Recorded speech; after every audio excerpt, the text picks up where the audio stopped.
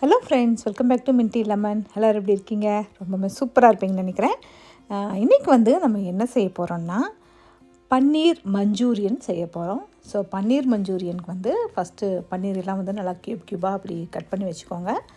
Cut பண்ணி வச்சுக்கிட்டு இதோட கொஞ்சமாக கார்ன்ஃப்ளவர், நான் ஒரு 1 டேபிள் ஸ்பூன் கார்ன்ஃப்ளவரும், அதுக்கப்புறம் ஒரு 1 டேபிள் ஸ்பூன் மைதா மாவும் சேர்த்துக்க போகிறேன். சேர்த்துட்டு கொஞ்சமாக தண்ணி தெளித்து, ஸோ இந்த மாவு இந்த பன்னீர் மேலே நல்லா படுற மாதிரி நல்லா பெசரி விட்டுக்கோங்க. நல்லா பெசரி விட்டுட்டு ஒரு 1/2 அன் ஹவர் அப்படியே வச்சிடலாம். வச்சுட்டு அப்படியே எண்ணெயில் போட்டு பொரிச்சு எடுக்க வேண்டியதுதான். பட் நான் இன்றைக்கி எண்ணெயில் பொரிக்க போகிறது கிடையாது, ஏர் ஃப்ரையரில் பொரிக்கலான் இருக்கேன். கொஞ்சம் ஹெல்த்தி வெர்ஷனாக. ஸோ இதில் ஏர் ஃப்ரையரில் ஒரு 350 டிகிரி வச்சுட்டு ஒரு 7 மினிட்ஸ் வச்சாலே போதும், நல்லா ஃப்ரை ஆயிரும். பாருங்கள், சூப்பராக ஃப்ரை ஆகிடுச்சு. ஸோ இப்போ நம்ம பன்னீர் மஞ்சூரியன் செய்ய ரெடி பண்ணிடலாம். ஒரு பேனில் கொஞ்சம் ஆயில் போட்டிருக்கேன்.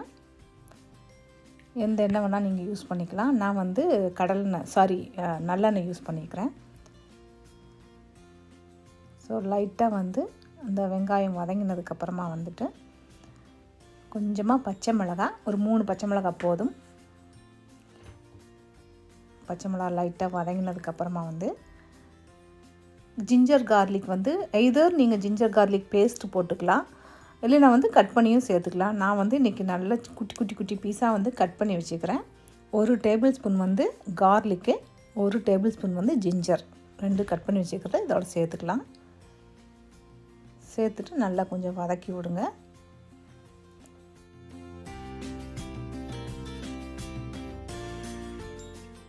அடுத்தது 2 ஸ்ப்ரிங் ஆனியனோட தண்டு பகுதி மட்டும் அது இப்போ சேர்த்துக்கலாம். அதுக்கப்புறமா அந்த மேலே இருக்கிற அந்த லீவ்ஸ் அப்புறம் சேர்த்துக்கலாம். ஸோ இதை போட்டு லைட்டாக கொஞ்சம் வதக்கி விடுங்க.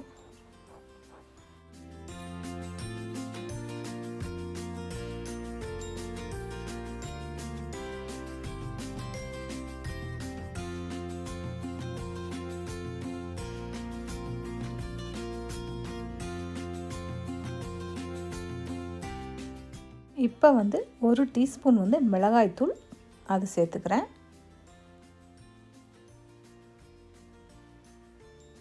அப்போ தான் நம்மளுக்கு கொஞ்சமாக காரமாக இருக்கும். அடுத்தது 1 ஸ்பூன் சில்லி சாஸும் 1 ஸ்பூன் டொமேட்டோ சாஸும் சேர்த்துக்கிறேன். நீங்கள் எவ்வளோ குவான்டிட்டி பண்ணுறீங்களோ அதுக்கு தகுந்த மாதிரி இந்த சாஸ் எல்லாம் ஆட் பண்ணிக்கோங்க.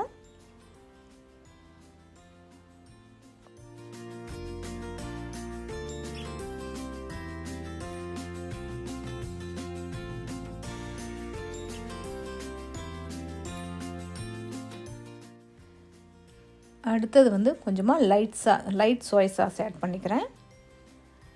போட்டு எல்லாத்தையும் நல்லா கொஞ்சம் மிக்ஸ் பண்ணி விடுங்க. பண்ணிவிட்டு இப்போ சிகப்பு குடமிளகா 1 ஹோல் குடமிளகா கட் பண்ணி வச்சுருக்கேன், அது சேர்த்துக்கிறேன். நீங்கள் என்ன கலர் வேணாலும் சேர்த்துக்கலாம், உங்கள் விருப்பம்தான்.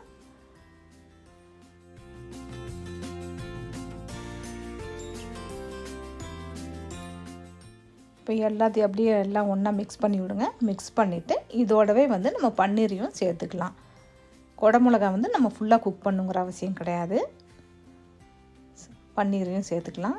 சேர்த்துட்டு எல்லாத்தையும் ஒன்றா மிக்ஸ் பண்ணி விடுங்க.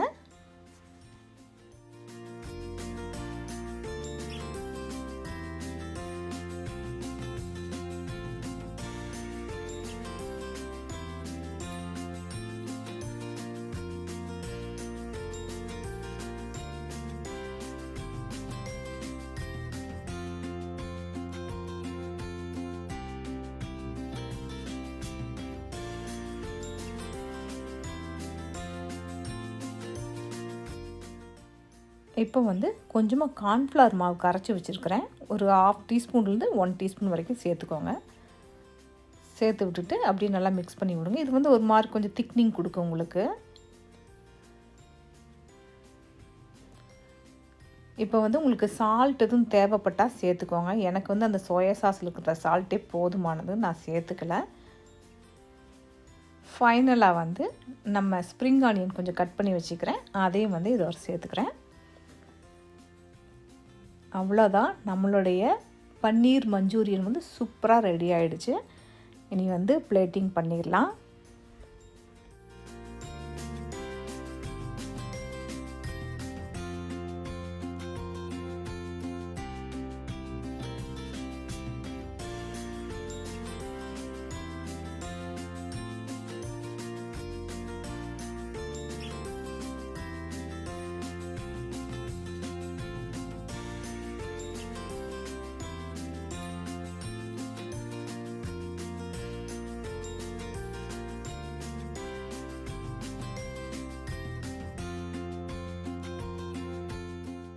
ஃபைனல் டச் வந்து கொஞ்சமாக எள்ளு சேர்த்துக்கிறேன் மேலே. இது வந்து ஒரு டெக்கரேஷனுக்காக தான் நான் சேர்க்குறேன்.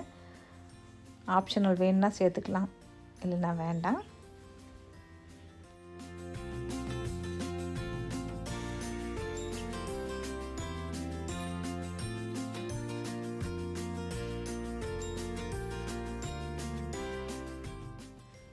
டேஸ்ட் பண்ணி பார்க்கலாமா? நம்ம சூப்பரான பன்னீர் மஞ்சூரியனை பார்க்கவே ரொம்ப சூப்பராக இருக்குது. டேஸ்ட்டுமே வந்து ரொம்ப சூப்பராக இருக்குங்க. நீங்களும் வந்து இந்த ரெசிபியை வீட்டில் செஞ்சு பாருங்கள். செஞ்சு பார்த்துட்டு உங்களுக்கு இந்த ரெசிபி பிடிச்சிருந்துச்சுன்னா லைக் பண்ணுங்கள், ஷேர் பண்ணுங்கள். மறக்காமல் மின்ட்டி லெமன் சேனலுக்கு சப்ஸ்கிரைப் பண்ணிக்கோங்க. தேங்க்யூ.